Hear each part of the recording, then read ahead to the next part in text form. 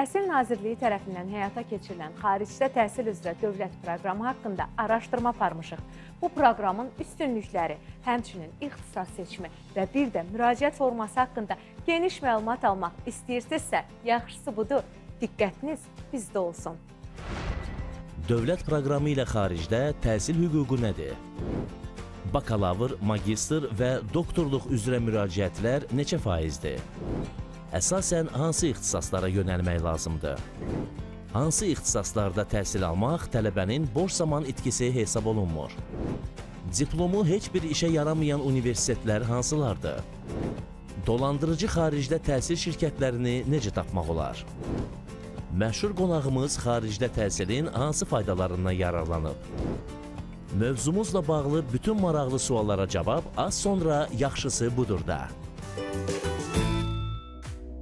Ölkəmizdə 2025-2026-cı tədris ili üzrə gənclərin xarici ölkələrin nüfuzlu ali təhsil müəssisələrində təhsil almalarına dair dövlət proqramımız var. Dövlət proqramı 2022-ci ildən etibarən Cənab Prezidentin sərəncamı ilə təsdiq olunmuşdur və 2022-28-ci illəri əhatə edəcək dövlət proqramına hər il 500-ədək gəncin seçilməsi nəzərdə tutulur və 3 təhsil səviyyəsi üzrə proqrama qəbul həyata keçirilir. Bu, bakalavriat, magistratura və doktorantura təhsil səviyyəsi olmaqla həyata keçirilir. Bildiririk ki, hazırda dövlət proqramına 2025-26-cı tədris ili üzrə qəbul açıqdır və bu nə deməkdir? Bu, bizim potensial namizədlərin xaricdə dünyanın nüfuzlu ali təhsil müəssisələrində təhsil almaq istəyən namizədlərimiz üçün bir imkandır ki, onlar sənədlərini elektron qaydada təqdim eləsinlər. Bu ilki qəbulumuz 10 aprel tarixindən etibarən açıq elan olunmuşdur və 15 iyun tarixinə qədər sənəd qəbulu davam edir. It's about advantages and disadvantages. Please. İlk olaraq xaricdə təhsil deyəndə yeni yerləri kəşf, yeni insanlarla tanışlıq, həmçinin mədəniyyətimizi inkişaf etdirmək ağlımıza gəlir. Onu dövlət proqramı ilə həyata keçirmək isə xüsusi üstünlükdür. Dövlət proqramı ilə xaricdə təhsil ölkəmizin sosial-iqtisadi inkişafına töhfə verəcək gənc mütəxəssislərin hazırlanmasında mühüm rol oynayır. Xarici ölkələrin nüfuzlu universitetlərində təhsil almış peşəkarların ölkəmizə qayıdaraq fəaliyyət göstərməsi isə əsas prioritetdir. Dövlət tərəfindən Azərbaycan vətəndaşlarının xarici ölkə universitetlərində, yəni nüfuzlu universitetdə təhsil almalarına müvafiq dövrlər ərzində imkan yaradılıb.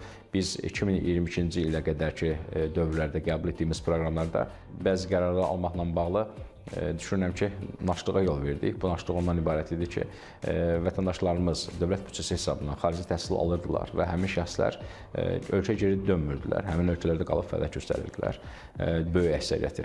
Və bu da deyək ki, mənim, sizin və digərlərinin ödədiklərimiz deyə vergi hesabına, dövlət büdcəsində formalaşan büdcə hesabına onlar təhsil alırlarsa, məqsədimiz də bu idi ki, o şəxslər qayıdıb ölkə cəmiyyətinə, ölkə iqtisadiyyatına və digər sferalara təkan versinlər, töhfə versinlər.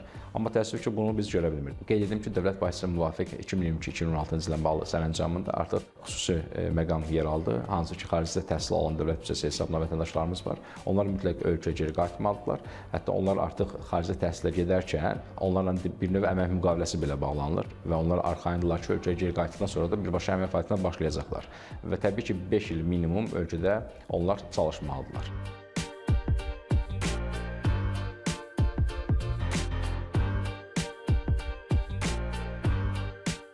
Təbii ki, üstünlüklərdən danışsaq, dövlət proqram məzunlarının ən böyük üstünlüyü ondan ibarət ki, onlar proqramı uğurla başa vurduqdan sonra onlarla bağlanmış iki tərəfli müqavilənin şərtinə uyğun olaraq ölkəmizə geri qayıdaraq 5 il işləmə öhdəliyi alırlar və bu 5 il işləməklə yanaşı isə ən vacib məqamı qeyd edərdim ki, onlar dövlət qulluğuna aid olan müsahibədən azad olaraq birbaşa dövlət qulluqçusu statusu əldə edirlər.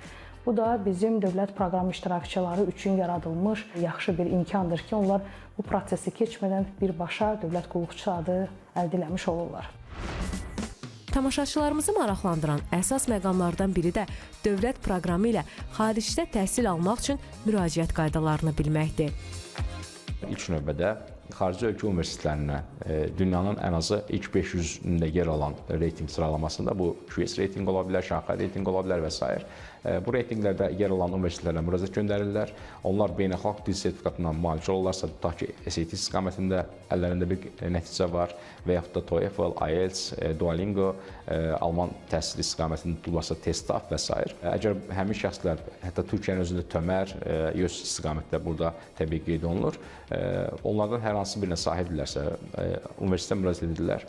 Həmin universitet müvafiq olaraq nəticə əsasında tələbəni qəbul edirsə, o zaman o tələbə ola bilər hansısa bir universitet daxili müsahibə də götürür bizim vətəndaşdan. Universitet qəbul aldıqdan sonra artıq Elm və Təhsil Nazirliyinə xüsusi hansı ki proqram var, proqramda ayrıca rəhbərlik altında həyata keçirilir və o proqrama müraciət etdikdən sonra Nazirlik həm universiteti yoxlayır, həqiqətən də həmin universitet dünya reytinqində ön sıralarda dayanan universitetdir, nüfuzlu universitetdir. Eyni zamanda alacağı ixtisas ölkəmiz üçün prioritet olub-olmamasına baxılır və təbii ki, ümumi parametrlərə cavab verirsə vətəndaşın qəbulu, o zaman artıq həmin şəxsə dövlət büdcəsindən müəyyən maliyyə ayrılır, onun viza xərcləridir, gediş-gəliş xərcləridir, o cümlədən orada təhsil istiqamətində hansı xərcləri varsa, onlar hamısı dövlət büdcəsi hesabından qarşılanır. Yalnız vətəndaşın yaşam xərcləri demək olar ki, öz ixtiyarında olur.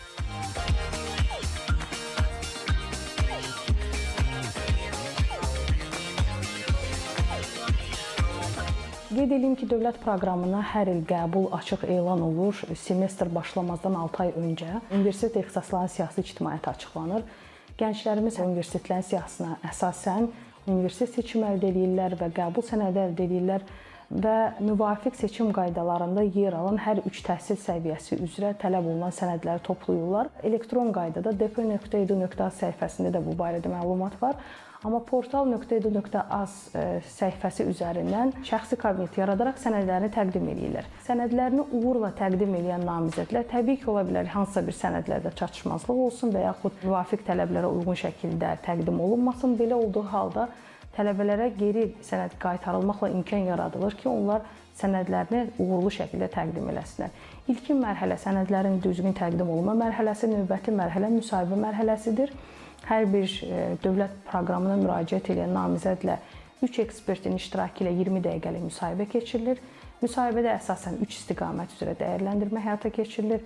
Bu, bakalavr və magistratura təhsil səviyyəsi, onların bilik və bacarıqları, məntiqi mühakimə yürütmə bacarıqları, kommunikasiya və özünü inandırma bacarıqlarıdır. Doktorantura təhsil səviyyəsinə münasibətdə isə onların tədqiqat aparma bacarıqları 20 dəqiqə ərzində ekspertlər tərəfindən dəyərləndirilir. Qeyd edeyim ki, dövlət proqramına müsahibə mərhələsinə keçid balı 40 baldır və maksimum bal 50 baldır. 40 baldan çox namizəd əgər toplayırsa, onlar növbəti mərhələ olan müsabiqə mərhələsinə keçid alırlar. Müsabiqə mərhələsi nə deməkdir? Mən daha əvvəldə də qeyd elədim. Hər il 500 gəncin proqrama seçilmə imkanı vardır. Bundan 20%-dən çox olmayan hissəsi doktorantura təhsil səviyyəsinin, 25%-dən çox olmayan hissəsi isə bakalavriat təhsil səviyyəsinin və digər qalan hissə isə magistratura təhsil səviyyəsinin payına düşür. Hətta attestatla xaricdə təhsil ala bilərsən lozungu ilə özlərini reklam edən bir çox özəl təhsil müəssisələri mövcuddur. Bəs gəlin görək, onlara müraciət etmək nə dərəcədə doğrudur? Attestatla qəbul, düzdür, hal-hazırda baxsaq biz xarici ölkə vətəndaşlarına öz ölkəmizdə də attestatla qəbuluna bəzi hallarda imkan yaradırıq. Bu, universitetlərin ixtiyarında olan məsələdir. Bizim ölkə vətəndaşlarının xaricə çıxışda attestatdan istifadə etmələri əsasən məhz həmin o xarici təhsil şirkətlərinin öhdəliyində olan məsələdir, ixtiyarında olan məsələdir. Bunun üçün vətəndaşlar həmin şirkətlərlə müraciət edirlər və o şirkətlər isə demək olar ki, qeyri-qanuni bir qəbul alırlar. Biz bunu leqal qəbul hesab etmirik. Yalnız istisna hallarda ola bilər ki, həqiqətən də vətəndaş hansısa bir şirkətə müraciət edir və xarici təhsil alıb, əyani təhsildir və onun diplomunun tanınmasına bağlı elə də ciddi problemlər yaranmır. Amma əsasən qiyabi təhsil və yaxud da onlayn təhsil xaricdə bu istiqamətlər üzrə, bu şöbələrdə təhsil alınıbsa, təbii ki, həmin vətəndaşların diplomlarının tanınması ilə bağlı ciddi problemlər yaranır.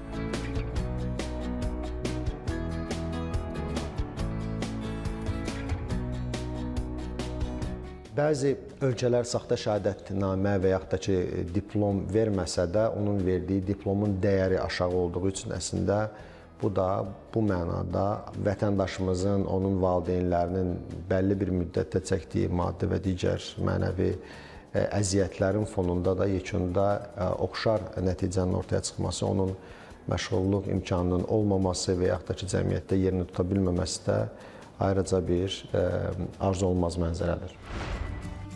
Fake universitetlər, fake diplomlar, fake müəssisələrə aldanmamağın bir yolu var. Bunun üçün Nəzərə çatdırıram ki, Elmi Təhsil Nazirliyinin tabeliyində fəaliyyət göstərən Təhsil Keyfiyyət Təminat Agentliyi tərəfindən müvafiq olaraq onlara məxsus saytda hansı ölkələrin diplomları tanınmırsa, hansı universitetlərin ümumiyyətlə diplomları tanınmırsa, bu haqda informasiya dərc olunub. Yəni vətəndaşlarımız həmin sayta daxil olmaqla tekita.az saytıdır. Məsələn, o sayta daxil olub müvafiq informasiyalar oradan əldə edə bilərlər.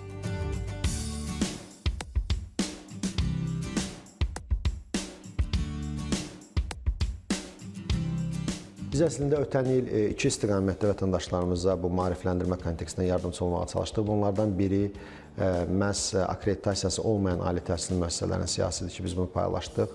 Təəssüflər olsun ki, burada eyni zamanda inkişaf etmiş ölkələrdə fəaliyyət göstərən ali təhsil müəssisələri var ki, bir çox hallarda gənclərimiz üçün cəlb edici olub. İkinci istiqamət biraz fərqli idi, amma düşünürük ki, bu da çox faydalıdır. Biz agentliyin bu vaxta qədər formalaşmış ekspertizası əsasında ali təhsil müəssisələrinin, yəni 30%-dən daha çox imtina almış ali təhsil müəssisələrinin siyahısını paylaşdıq. Bu əlçatandır. Bu nə deməkdir?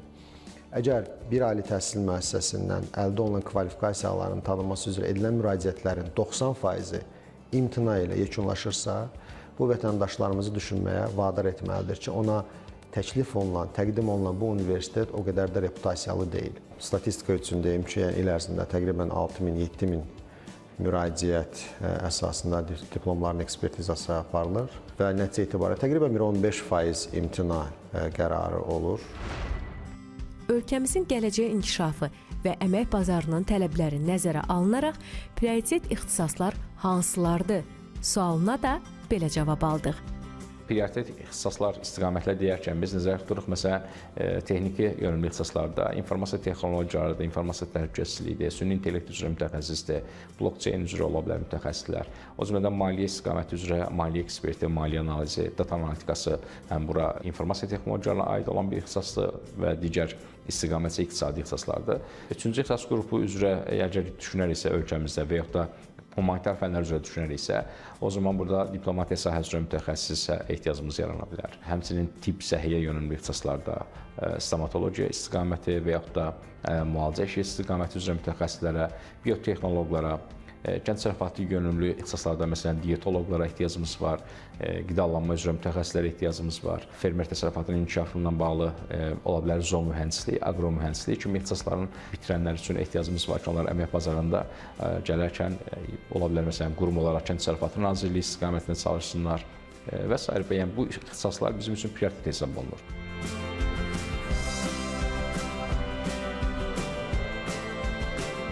İlk üçlükdə deyərdim yer alır informasiya texnologiyaları, mühəndislik, maliyyə. Əgər biz bunu 5-ə qaldırırıqsa, dövlət idarə etməsi, iqtisadiyyat və bununla yanaşı əslində digər ixtisas istiqamətləri üzrə də müraciətlər mövcuddur. Digər ixtisas istiqamətləri dediyimiz, vurğuladığımız kənd təsərrüfatı, arxitektura və dizayn var, təhsil ixtisas istiqaməti var, statistika və verilənlərin təhlili və digər ixtisas istiqamətləri var ki, demək olar ki, 15 prioritet ixtisas istiqaməti üzrə bütün ixtisas istiqamətləri üzrə müraciət mövcuddur. İxtisas seçimi ilə bağlı bir digər maraqlı məqam isə heç bir ölkədə aktual olmayan ixtisaslardır. Hansı ki, əsas odur ki, harası qəbul olum deyib peşman olmaq istəmirsinizsə, bu məsələdə də diqqətli olmalısınız. Universitetlərin bəzilərində dövlət və ictimai münasibətlər deyə bir ixtisas var. Konkret olaraq beynəlxalq statusu yoxdur. Yəni məsələn bu ixtisası bitirənlər xarici ölkələrin hər hansısa birində təhsillərini davam etdirə bilməyəcəklər. Çünki beynəlxalq status daşımır. Məsələn elə ölkələr var ki, onlarda da bu qəbildən olan ixtisaslar yer alır. Həmin ixtisaslar da beynəlxalq statusa sahib olmadıqları üçün əlbəttə ki, onlar da bizim üçün prioritet hesab olunmur. Belə olduğu halda əlbəttə ki, o ixtisas sahiblərində də ehtiyac yaranmadığı üçün diplomların tanınması ilə bağlı ciddi bir problem mövcuddur. Onun üçün də vətəndaşlardan biz dəfələrlə xahiş edirik. Bilirsiniz ki, agentlik tərəfindən hər il müvafiq rüblər ərzində açıqlama təqdim olunur ictimaiyyətə. Baxırıq ki, məsələn 800 min müraciət varsa, onların demək olar ki, ya 50% və yaxud da 70% artıq sorğusuz geri qaytarılır. Yaxşı olar ki, ilk növbədə ölkəmizdə fəlak üzrə peşə təhsili istiqamətinə yönəlsinlər. Əgər peşə təhsili istiqamətinə yönəlirlərsə, onların hətta gələcəkdə bizim ölkəmizin ali təhsil müəssisələrində təhsil almaq imkanı da var. Bilirsiniz ki, yüksək texniki ixtisaslar var ki, həmin ixtisasları bitirənlərə subbakalavr dərəcəsi verilir və onlar Nazirlər Kabinetinin müvafiq qərarı əsasında ali təhsil müəssisələrinin müsabiqəsinə imtahan vermədən qatılırlar.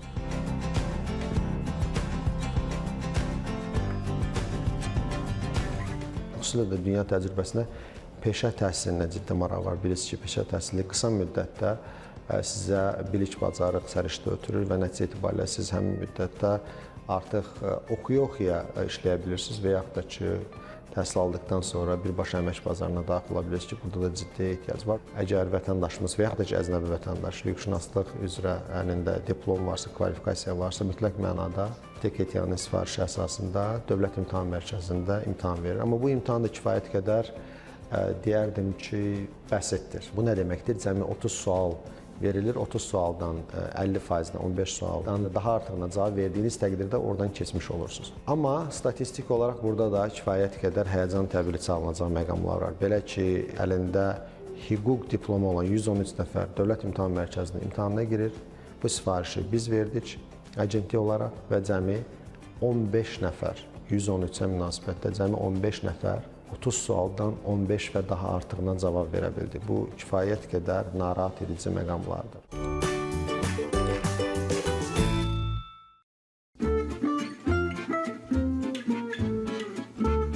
Yaxşısı budur. İşimiz həyatda bilməli olduğumuz vacib məqamlara aydınlıq gətirməkdir. UNESCO-nun məlumatına görə hazırda dünyada 6 milyondan artıq tələbə başqa ölkələrdə təhsil alır. Bu rəqəm hər il artır, çünki beynəlxalq təhsil qloballaşmanın vacib hissəsinə çevrilib. Qeyd edək ki, ən çox beynəlxalq tələbə qəbul edən ölkə Amerika Birləşmiş Ştatlarıdır. Orada 1 milyondan çox beynəlxalq tələbə təhsil alır. Çin hökuməti xarici tələbələr üçün yüzlərlə təqaüd təqdim edir. Buna görə də 2010-cu ildən bu yana Çində təhsil alan əcnəbi tələbələrin sayı 3 dəfəyə yaxın artıb.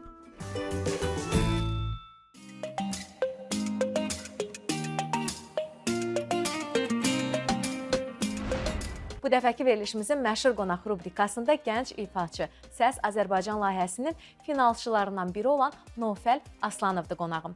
Xoş gördüm sizi. Necəsiz Nofəl bəy? Təşəkkür edirəm, yaxşıyam. Mövzumuz xaricdə təhsildir.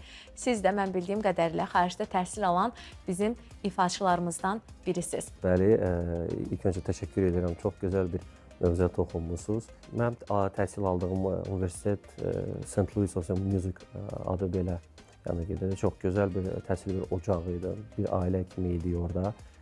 Həqiqətən də orada həm təhsili gözəl olurdu, həm də tələbə müəllim bir münasibəti yox idi. İnanın mehribançılıq var idi. Çox böyük bir mehribançılıq var idi. Müəllimlə tələbənin.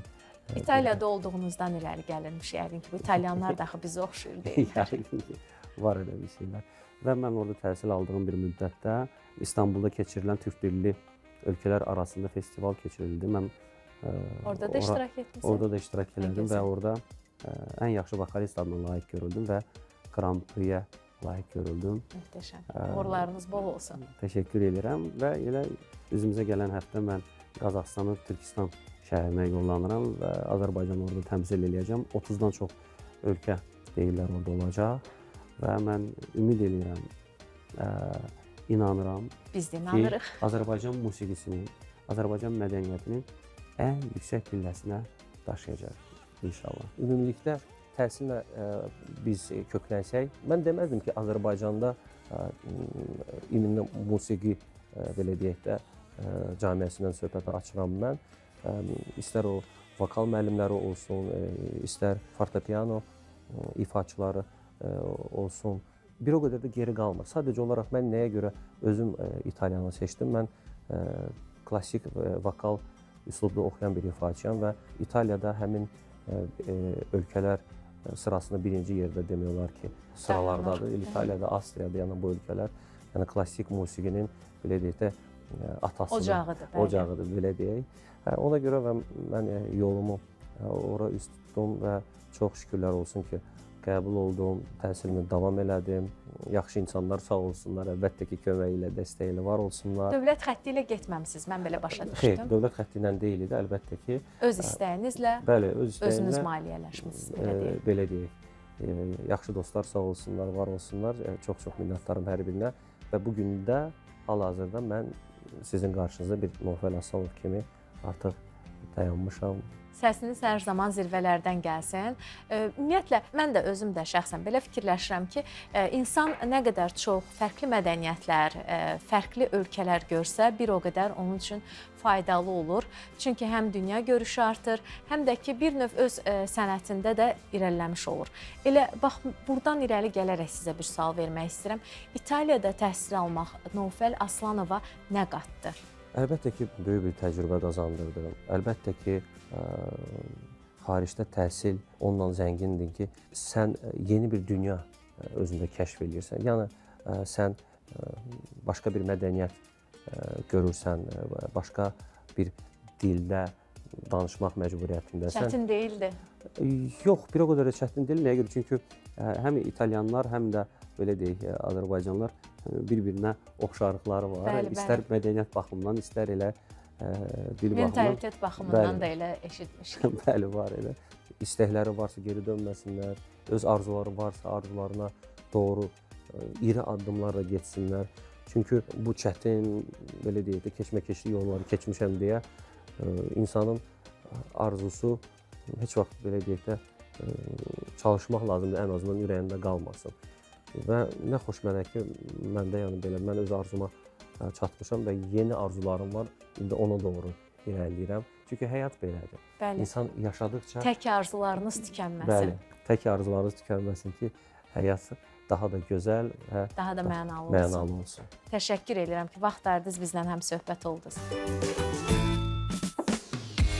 Maddi durum, tələbənin şəxsi vəziyyəti, həmçinin məqsədlərinə görə 3 formada təhsil sistemindən istifadə etmək hüququ var. Yəni, əyani, qiyabi və distans. Bəs gəlin görək, dövlət proqramı ilə xaricdə təhsil alan zaman bu 3 formadan hansını seçmək daha doğrudur?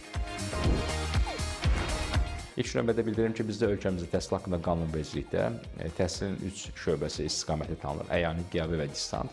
Amma məlumumuz olduğu kimi, yalnız ölkəmizdə fəaliyyət göstərən istər orta ixtisas təhsil müəssisələri, istər ali təhsil müəssisələrində əyani qiyabi təhsil forması tanınır. Amma ölkədən kənara çıxdıqda isə yalnız əyani təhsil tanınır. Ona görə vətəndaşlar ilk növbədə araşdırma apararkən baxmalıdırlar ki, həmin təhsil hazırları universitet əyani təhsil versin.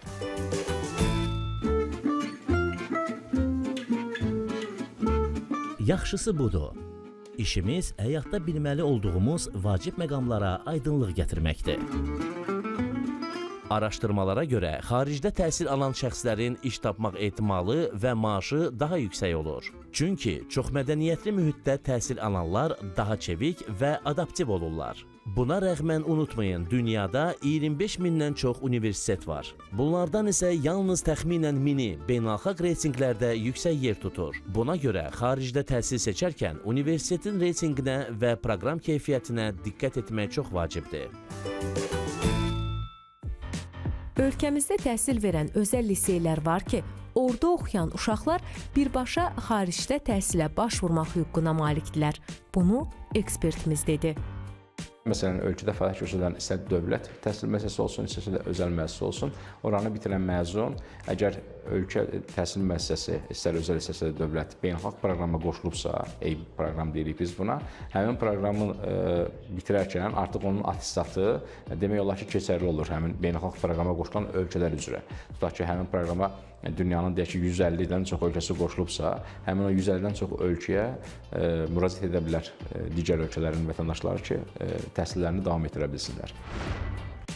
Son olaraq qeyd edim ki, xarici ölkədə yaşamaq, yaxşı təhlil etmək, başqalarını anlamaq, qərəzsiz düşünmək, fərqli baxış və fikirləri anlamaq qabiliyyətini artırır. Çünki dərsliklərdən və ya internetdən əldə etdiyiniz məlumatlar bu bacarıqlara yiyələnməyinizə xaricdə qazanacağınız təcrübə qədər kömək etməyəcək.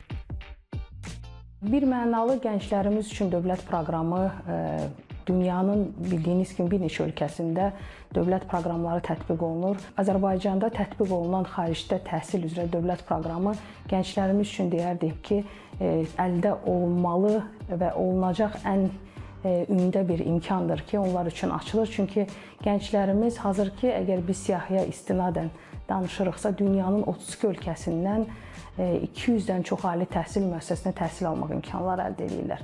Eyni zamanda dünya universitetləri üzrə reytinq cədvəlində ilk onluqda olan top 10 universitetdə təhsil almaq imkanı əldə edirlər. Və bu imkan nə deməkdir? Onların dünyada mövcud olan yeni və bilik və bacarıqları əldə edərək bir gələcək kadr kimi yetişmələrinə təkan verir.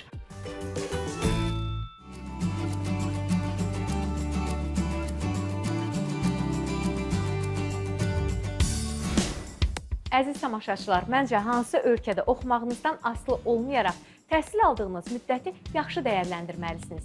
Çünki təhsil müddətində əldə etdiyiniz təcrübə sizi arzuladığınız yüksək pillələrə qaldıracaq. Gələn həftə yeni araşdırmamızla evinizin qonağı olmaq diləyi ilə. Hələlik!